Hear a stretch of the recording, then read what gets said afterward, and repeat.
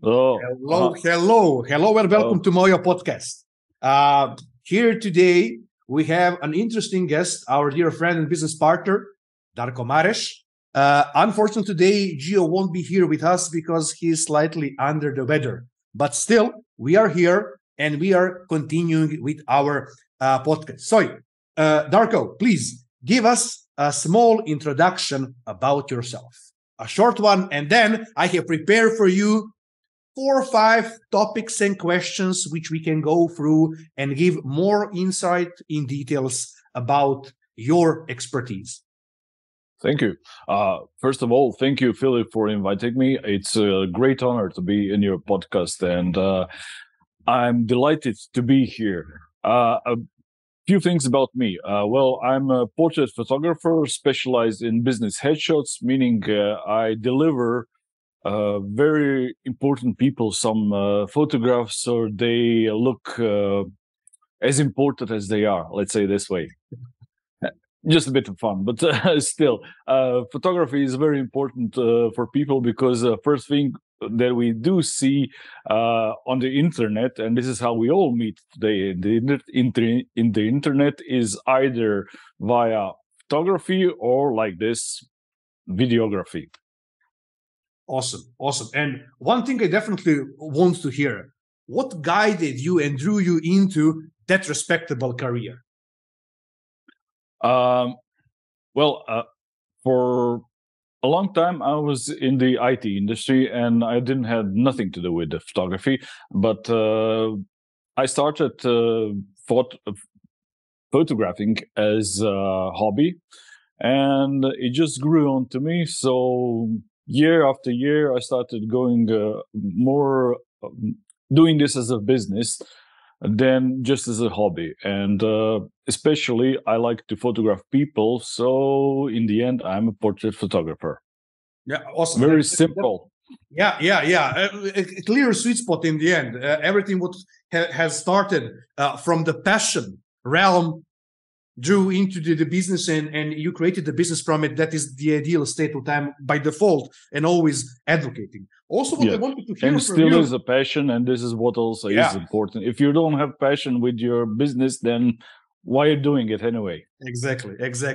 Because all of us, we are too much involved within our businesses just to waste the time on things we do not love or like or feeling passionate about. I completely agree with you.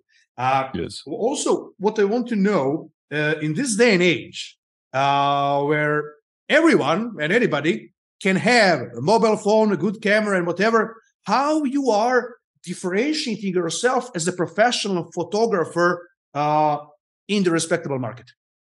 Well, we not only do have mobile phones who have cameras, but we do have AI. In the last few months, this has just popped out of nowhere, and everybody can make a photograph without even clicking on any camera, even on a mobile phone. You just put a few words in the prompt and there is the photo. What is the difference between a photographer and a person who either generates a photograph or makes a photograph? Well, let's say it's more about the imagination and some finesse that you put into the photograph. It's just not, let's say, when you just create a photograph with a mobile phone, you are just trying to document something, and this way we'll call it a snapshot. And photograph is something that you think about before then you snap this picture. So there is quite a difference what goes into it, and the camera as itself is in itself as a mobile phone or anything is just a tool. So it doesn't really matter much if you don't have imagination to create a photograph. Yeah, I agree completely. You can have all the tools of the world, but if you don't have that golden nugget in terms of having a talent and knowledge, and nothing can help you in the end. That is the fact. Also, what I wanted to know about more from your end is being a business owner. What you have learned and what you find most important on the go, and what you found out about yourself through your business and having your business career? Well, I'd say the most important thing is that I learned to say no to some deals that do not make me happy, or just some parts of a business that don't make me happy. So either I can turn down a client, which was when I started working, it was out of my mind. Why would I turn anybody who wants to give me money? But I realized during years that it's better for your mental health, let's say this way, that you can even turn down the client. Okay, we're not a good fit. Please, there are other colleagues that can help you. Maybe it's not me there that can create a photograph for you, but also with additional things. Like in business, you have to wear many hats. Like, let's say, accounting. It's nothing for me, so I just delegate it to somebody else. So I'd say this is what is most important, what that I learned over the years, that you can say no and you don't have to do everything. Yeah, I agree. Both operation-wise and relationship-wise, because not every client is actually your client. And what is important, I'm a big advocate on that, and that is to have a relationships, friendships, and business partnerships with like-minded people and individuals. That is the point in the end. At least I'm thinking that way and seeing my business and perspective and approaching to other collaboration the same way. So definitely I find full alignment with that. Especially what we definitely know, and I know personally about you, are very active and very proactive on LinkedIn, very visible. You have an amazing portfolio, and that are the facts. In terms of pricing approach, how you're approaching pricing determination and pricing your services on the market? Well, I'd say I am maybe a bit not that good with the pricing. And I will probably need some more help from you in the future. And that is, of course, in the future, we'll talk about this. But at the current moment, I set my prices that are at the level that can support my business, that I can grow still, and also say no, like I said, to say no to some clients that I see that I'm not aligned to. So this is what how I set my prices this way. Not very much not very much science about it, but yeah, it works for me for now, but I know it could be much better than that. Okay. It's important to in the end understand potential challenge what you have on the table and resolve it as you go, because as mentioned previously, you're very visible. When we can even compare kind of you with colleagues within the niche. Some things on some levels it's uncomparable. In the end, you have your own podcast. I was a guest on your podcast. That was an amazing. Thank you for once again for being one of my first guests. So thank you. always. I'm subscribed definitely on your podcast for sure, and watching and everything. So yeah, it's an amazing thing. Also, what I wanted to ask in terms of long-term goals for your expertise, what is your big plan? What is your big plan for the future when you are going? What you are striving for?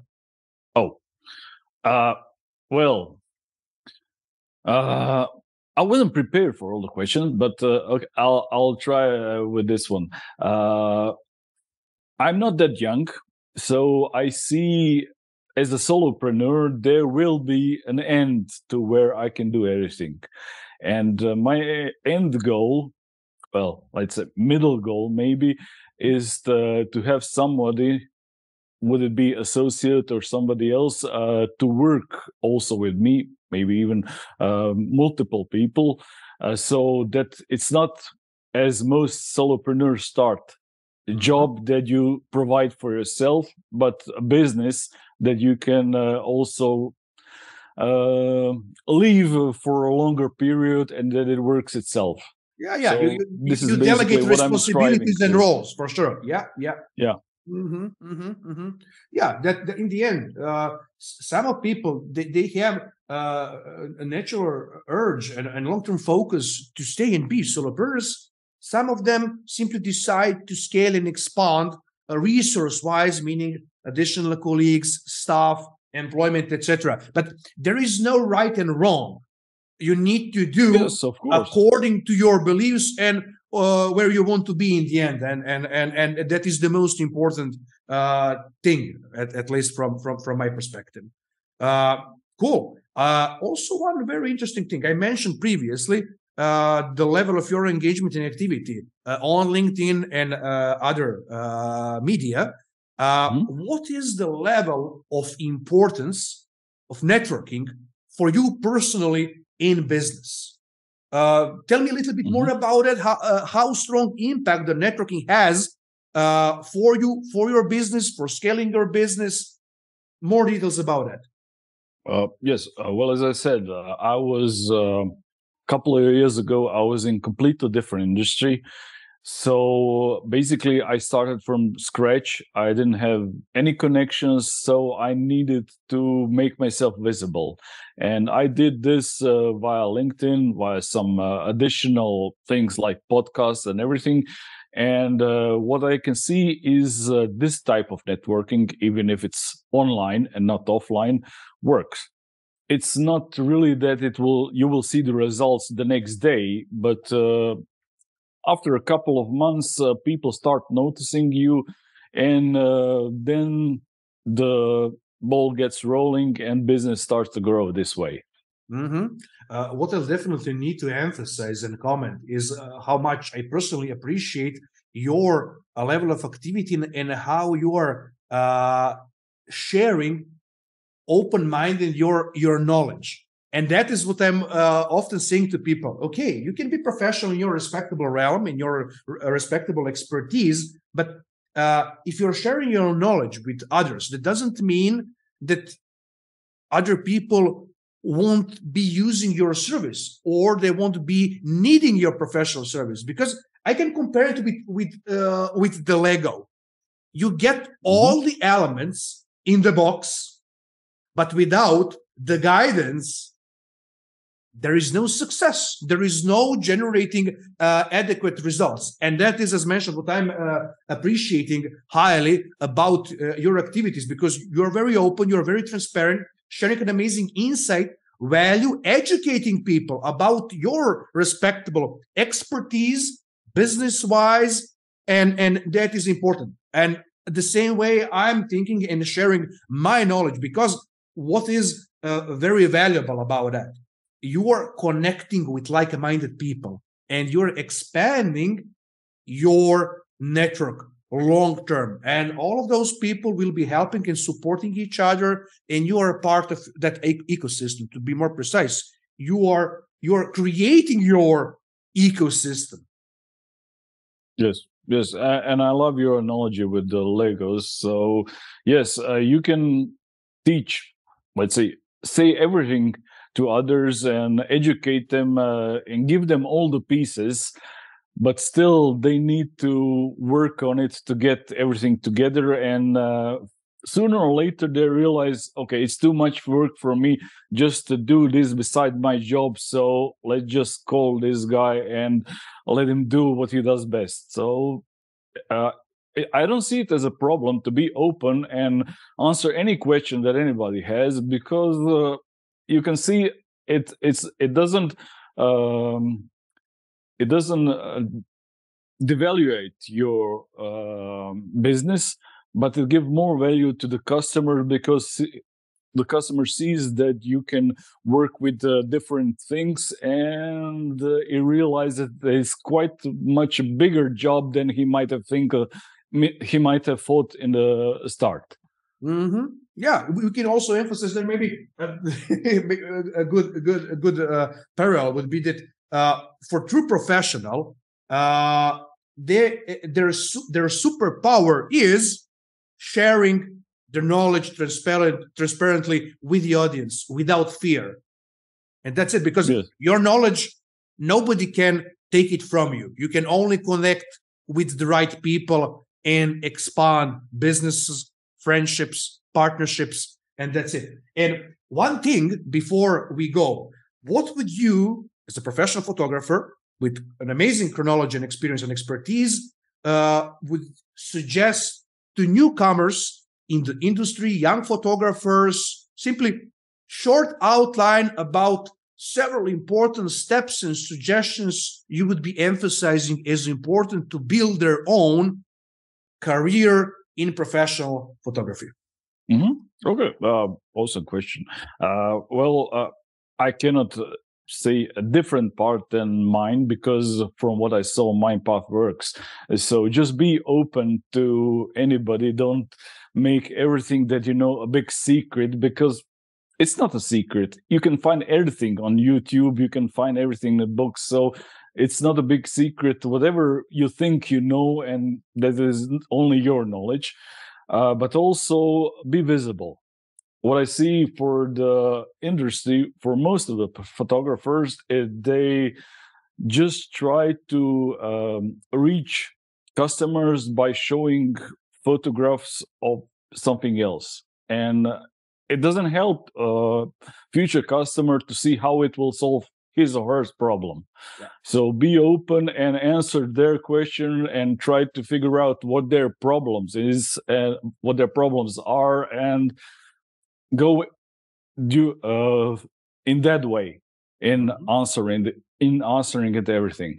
Okay, I just babbled a bit, but I hope it's understandable. Great suggestion. I'll comment and add on to that.